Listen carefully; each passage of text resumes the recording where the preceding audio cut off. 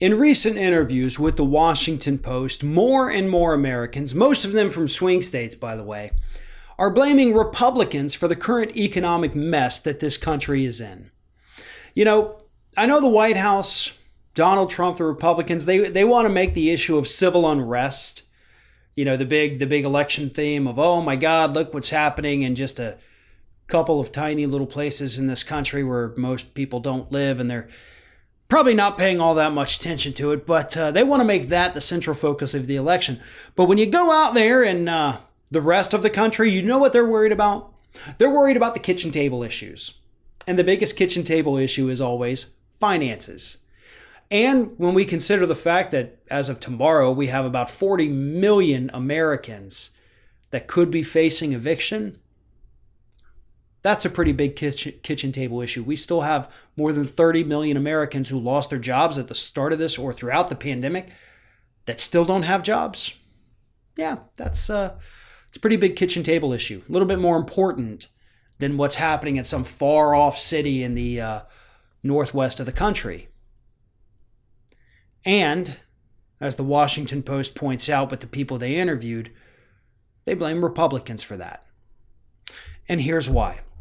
According to some of the people interviewed, yeah, Congress is out. They're not coming back till after Labor Day. They, taking all these weeks off. They really didn't do a dang thing whatsoever over the summer to help people. Yeah, they had the one-time stimulus package back in April where you got one check one time.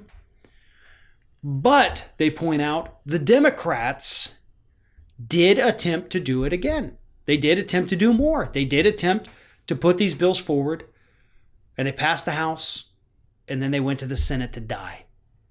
So not only are they blaming Republicans, but some of them specifically have said, I blame Mitch McConnell. Now, this is just a random sampling of people. It's not even enough to be considered a poll, by the way. These are anecdotal, things that the Washington Post put out. However, it would be foolish to believe that these ideas, these feelings, are not more widespread. They may not be the majority. They could be. But right now, we have to take them for what they are. These are people, average, everyday American people, who do understand what is actually happening in D.C. And even though they know that nothing has come out to benefit them, to help them in these times of economic hardship, they do understand that the Democrats at least attempted to do a little bit of something, but the Republicans did nothing. And right now, again, 40 million people facing eviction today. Today, they know who is at least going to try to do something versus who is actively trying not to do something. That's the difference between the Republicans and the Democrats. Neither party, by the way, has done enough.